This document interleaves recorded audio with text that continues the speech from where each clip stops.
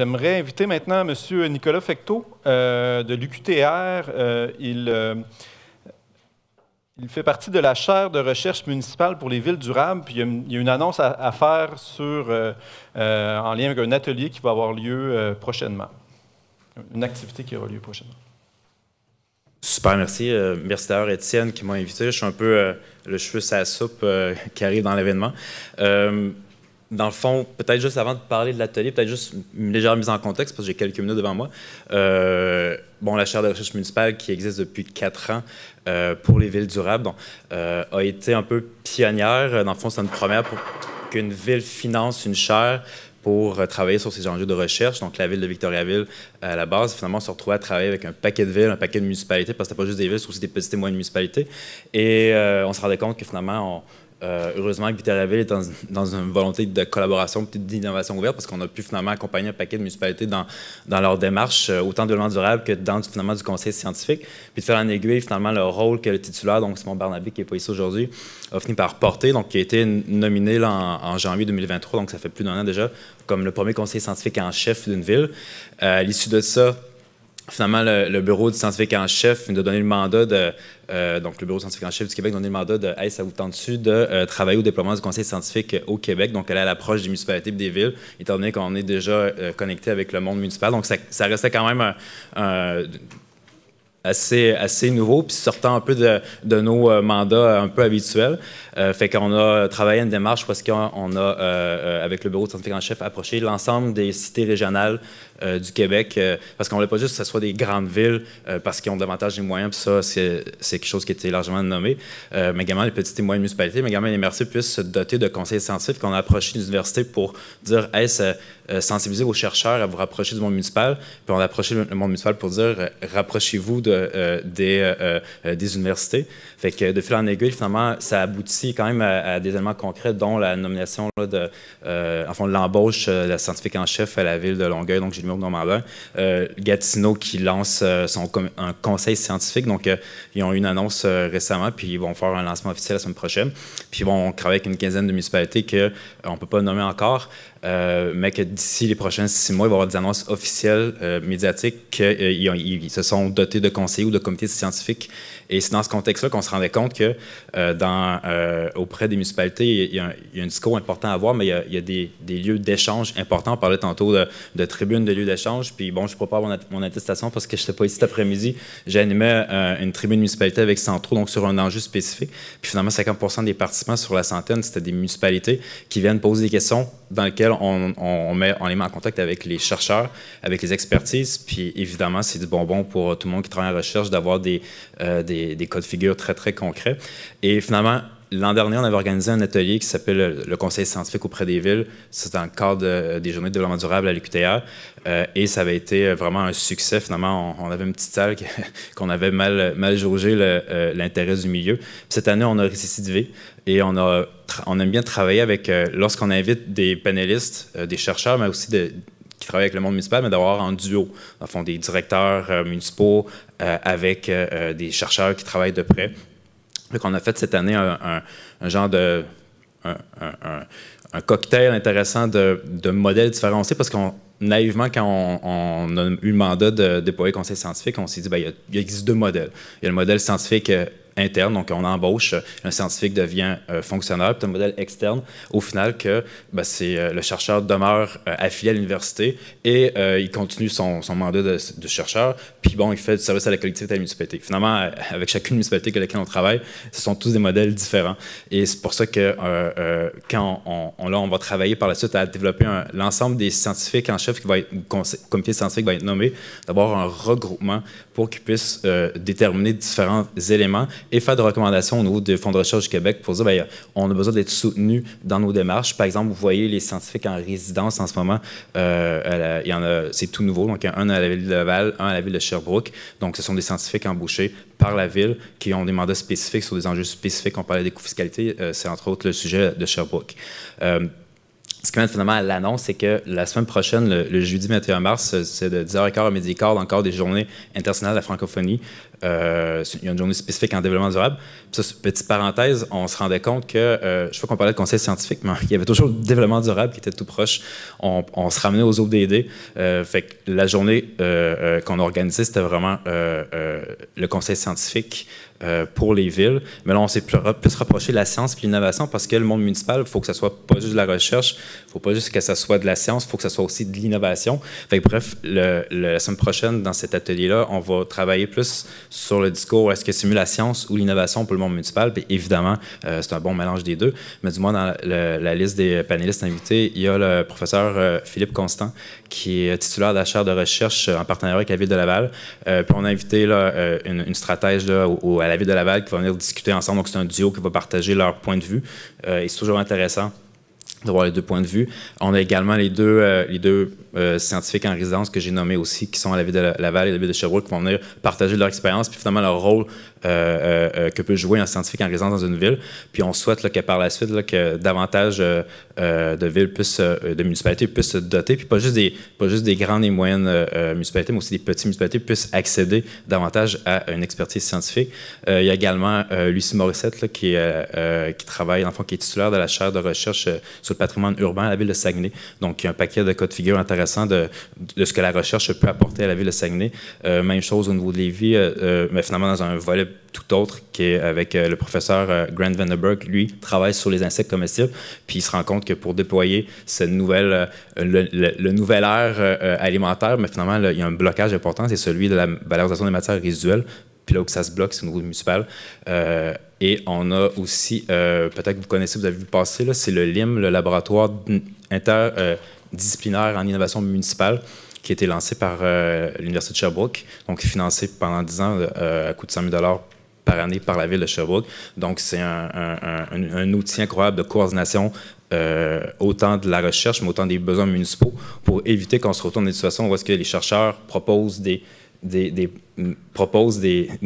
problèmes à la municipalité, mais plutôt que la municipalité cherche des solutions. Fait que, bref, c'est un événement à ne pas manquer.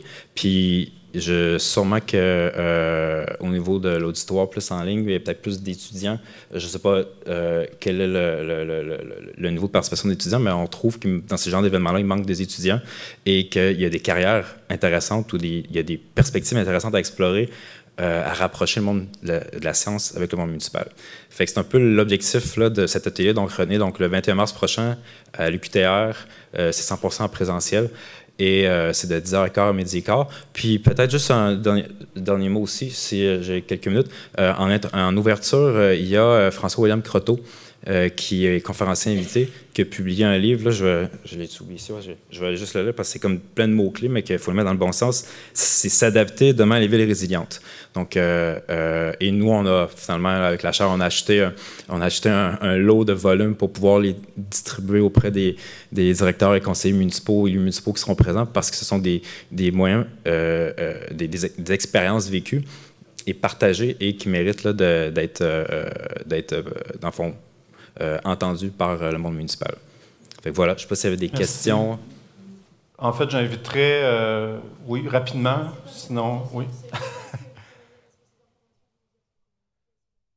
Bien, peut-être, mais vu que c'est bientôt, je vous inviterais peut-être à aller sur le site de la chaire de en fait, c'est taper programmation, développement durable, QTR, puis vous allez avoir toute l'information. Si vous voulez vous inscrire rapidement, là, parce que... Mais, ouais, c'est ça, ça s'en vient quand même assez rapidement. Donc, merci beaucoup, M. Fecteau, puis vous restez avec nous pour le cocktail. Parfait. Donc, si jamais les gens auront des questions plus spécifiques avec M. Fecteau, j'inviterai à aller le voir sans problème lors du cocktail. J'inviterai maintenant M. Pierre Lemay, qui nous fait l'honneur de sa présence, qui est adjoint au vice-recteur des Affaires internationales et au développement durable. Merci, Jason. Bonjour, je vais me donner le défi que beaucoup d'étudiants au cycle supérieur se font. Donc, mon intervention en 180 secondes. Moi, c'est la thèse. Moi, ça va être mon intervention. Donc, moi, j'ai le plaisir, au nom de l'Université Laval, de venir vous remercier pour votre participation aujourd'hui mais pour beaucoup, aux 3 années du projet DTI-ODD. Moi, dans mon quotidien, je suis le patron tannant de Daniel Forget, qui a mentionné tout à l'heure. Mais le défi qu'on se donne, notre équipe, c'est comment on fait vivre une trame narrative en développement durable à 60 000 personnes, parce que la communauté universitaire à l'Université Laval, c'est 60 000 personnes. Donc, on se plaît à rappeler aux membres de la communauté que, dans le fond, le développement durable, c'est intrinsèquement lié à l'ADN des universités. Puis quand on fait la réflexion, c'est intrinsèquement lié aussi à l'ADN de beaucoup d'organisations municipales, de collectivités. Dans le fond, une université, qu'est-ce que ça fait? Ça acquiert et transfère des connaissances pour le mieux-être de la société. Moi, je ne connais pas de chercheurs, je ne connais pas d'étudiants ici à l'Université Laval, puis les collègues des autres universités, je vous mets au défi également. Les gens sont là pour trouver des solutions à des enjeux sociétaux, des enjeux environnementaux. Donc, c'est très lié au développement durable. Puis notre trame narrative en développement durable à l'université, on l'amène en 3 composantes. 1, le plus grand impact, c'est conséquent. Le plus grand impact qu'on peut avoir en développement durable, c'est via nos activités d'enseignement et de recherche. Donc, c'est ce que nos étudiants, étudiantes, nos chercheurs, nos professeurs font dans le quotidien. Deuxième élément de la trame narrative, le développement durable, c'est pour tout le monde. Donc, c'est transversal, puis ça doit s'intégrer à travers l'ensemble de nos plans d'action, de nos interventions. Que ce soit dans les facultés, dans les cours, dans les laboratoires de recherche, que ce soit au service des activités sportives ou au bureau du registraire, par exemple. Je ne ferai pas le tour des unités, vous comprenez le sens. Donc, on travaille à ce que ça s'intègre dans nos rouages d'organisation. Troisième message clé, on va faire le lien ici avec les remerciements, c'est qu'on pense que le développement durable, nos enjeux, il faut le faire ensemble, il faut le faire en co-développement, en partenariat avec le milieu. Donc, ce qu'on vous avez vécu avec DTI-ODD, avec ce que l'Institut EDS fait dans le cœur de ses activités, c'est ça, c'est de partager des connaissances, co-développer, recueillir les expertises du milieu et faire en sorte qu'on est capable de faire avancer à notre échelle des projets comme DTI-ODD. Donc, je dois être pas loin de mon 180 secondes. Je m'arrête ici. Je vous remercie beaucoup d'avoir contribué au projet. Grand merci à l'équipe de l'Institut EDS. J'ai une petite pensée, moi, pour les étudiantes et les étudiants, parce que c'est notre cœur mission aussi, qui ont contribué au cours des 3 années. Donc, un très, très grand merci d'avoir été là et au plaisir d'échanger avec vous tout à l'heure. Merci. Merci beaucoup, M. Lemay. Je pense que vous avez réussi votre défi en plus de concision. Vous avez été un champion. Donc, j'inviterai maintenant pour une dernière allocution, en fait, un mot de clôture, M. Étienne Berthold, chercheur responsable du projet DTI-ODD, et Mme Karen Bouchard, adjointe au vice-recteur aux affaires internationales et développement durable et directrice adjointe de l'Institut EDS. Bon, écoutez, ce projet-là a vu le jour alors que j'étais à la direction de l'Institut EDS. Il tire à sa fin. Vous me permettrez d'adresser des remerciements aux partenaires, l'unité ODD, EDSC Canada, nos partenaires très importants qui ont été avec nous ces 3 dernières années et demie. Tous les chercheurs universitaires aussi qui nous ont accompagnés, nos municipalités, la nation avec qui on a travaillé. Le projet est en essor pour une phase 2. Je voudrais aussi très sincèrement remercier la direction de l'Université Laval qui a cru au projet, qui accompagne du reste l'Institut EDS depuis sa création, mais particulièrement depuis 2019. Je voudrais remercier Monsieur le directeur de l'Institut, Stéphane, Madame la directrice adjointe, Karen, et également surtout l'équipe interne de projet.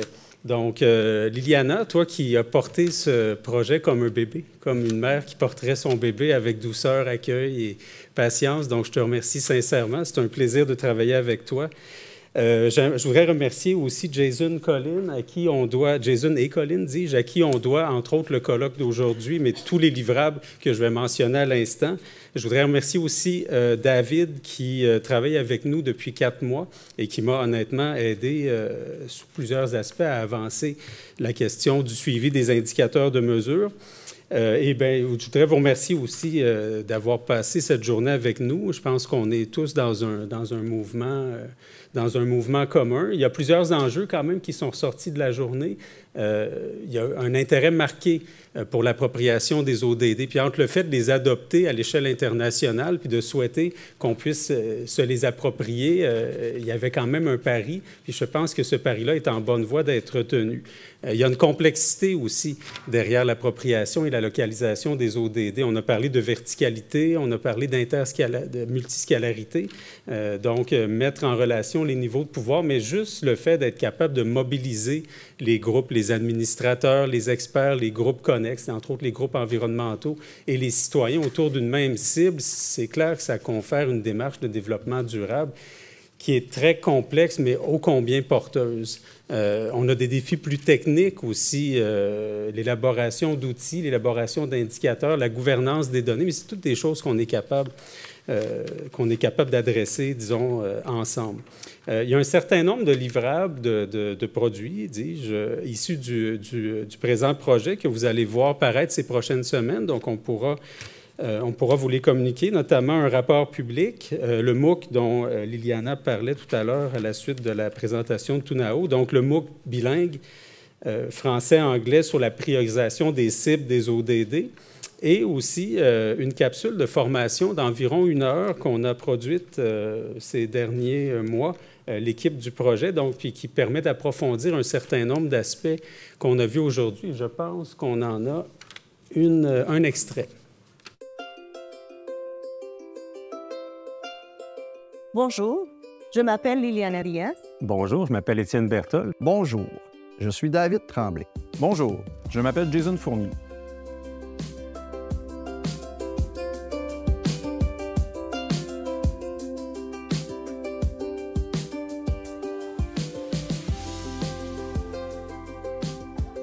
Quelqu'un qui se reconnaît dans un plan ou dans un projet collectif sera plus susceptible d'y contribuer, de s'impliquer et de vouloir être un moteur de changement. Les aspects culturels du développement peuvent être aussi importants que ces aspects économiques, sociaux ou environnementaux. Les ODD sont conçus pour permettre d'affronter des enjeux et des défis mondiaux, mais dans le cadre très particulier des pays et surtout des localités. Bonne formation.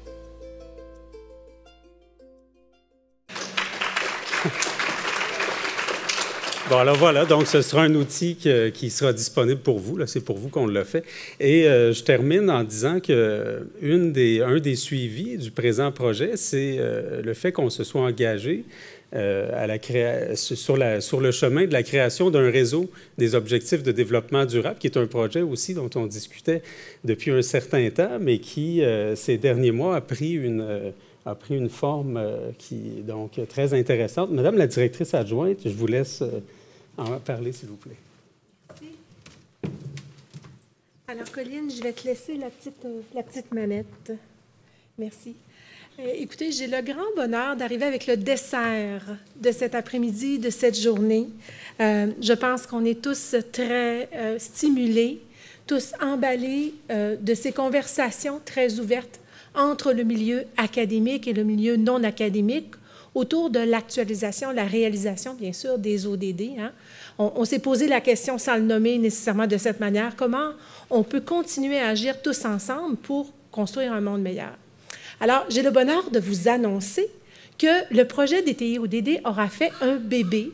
Ça faisait partie des objectifs de ce projet dès le tout début. Moi, je ne suis arrivée à l'Institut qu'il y a un peu plus de 2 ans. Et déjà, Liliana me disait, « Tu sais, Karen, il faut qu'il y ait une suite, il faut qu'il y ait une suite. » Alors, la grande question aujourd'hui, et je pense que c'est le message d'espoir avec lequel nous souhaitons tous ressortir de ces nombreuses conversations aujourd'hui, comment pourrait-on continuer ensemble à avoir ce genre de conversations très ouvertes, très constructives, très proactives en dehors des silos? Il y a, peu après mon arrivée, dès les tout débuts, j'ai eu le bonheur, dès ce moment, de travailler en très étroite collaboration avec Pierre Lemay, Déjà, on parlait de ce projet de réseau ODD.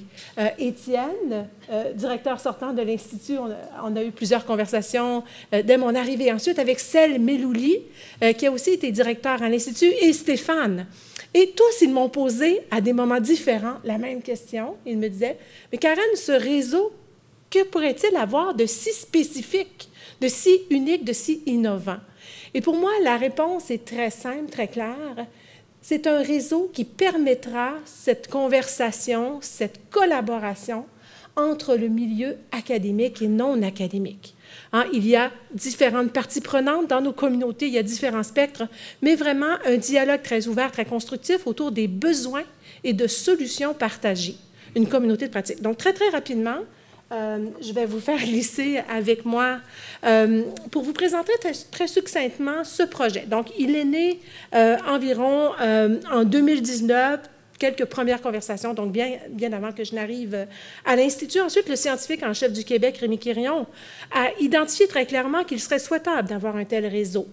Par la suite, on a commencé à travailler ensemble, je dirais, le noyau de ce projet, des représentants du CIROD, bien sûr, Accéléré 2030 et l'Institut EDS.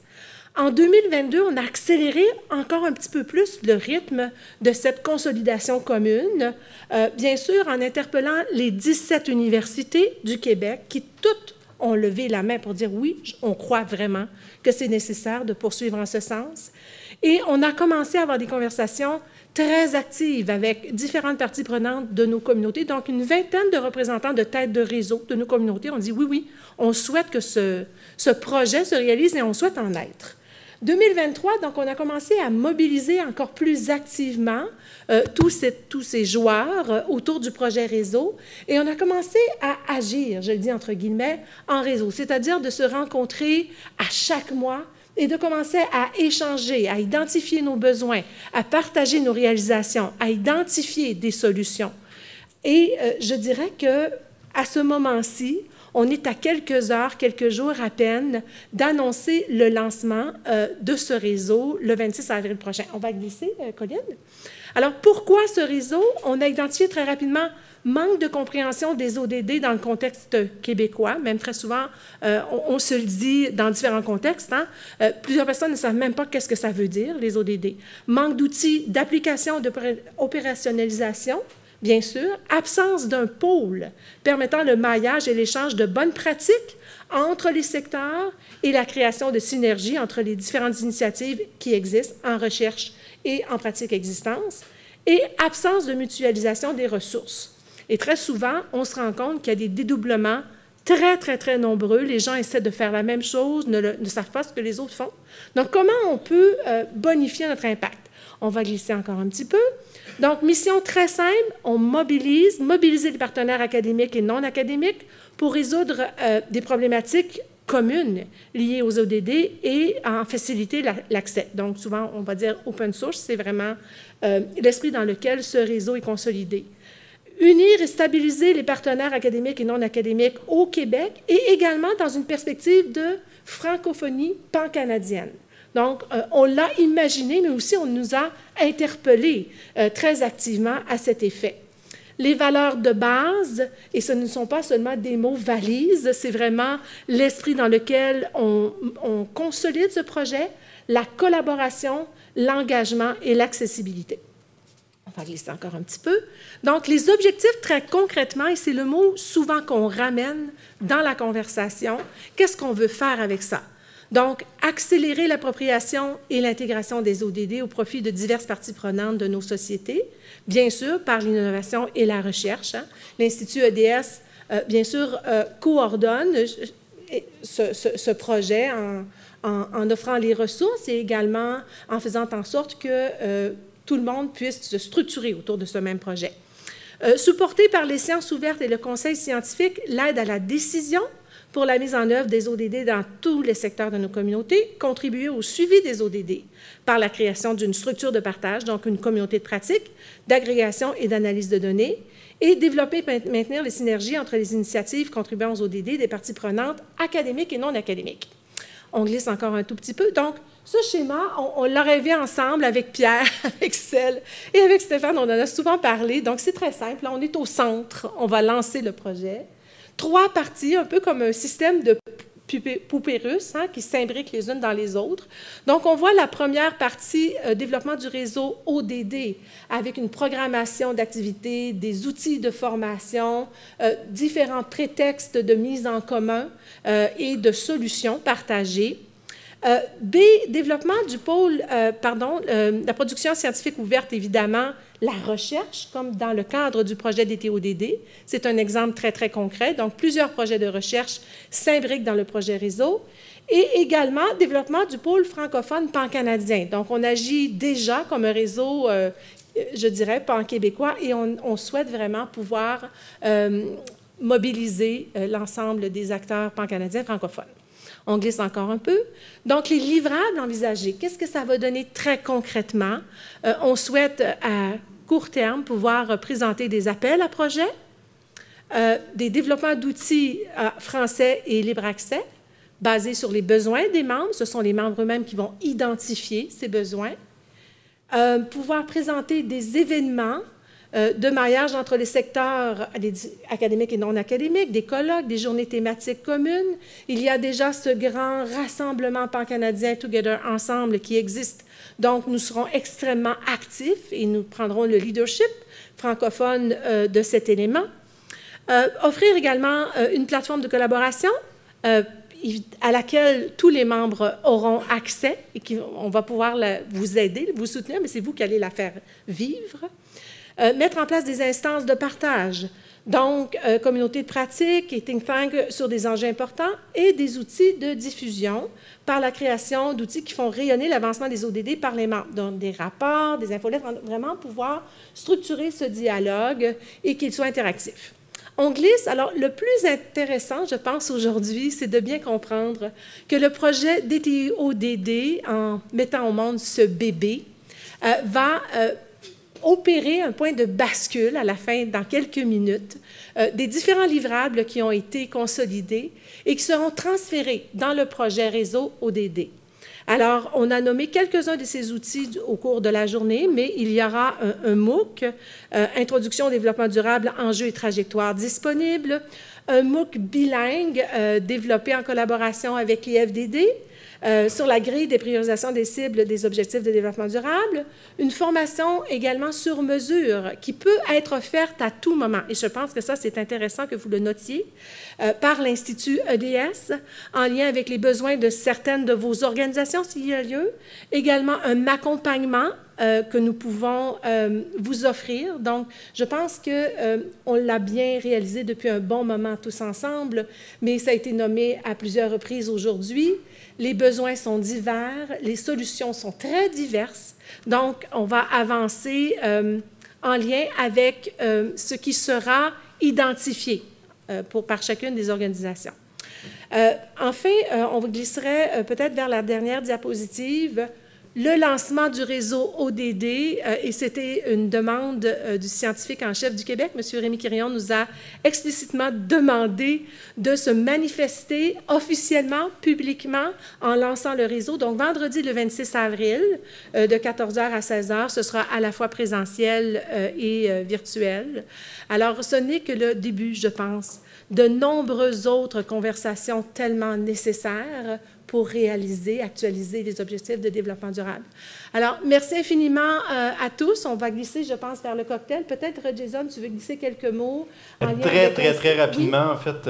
Merci beaucoup, Karen.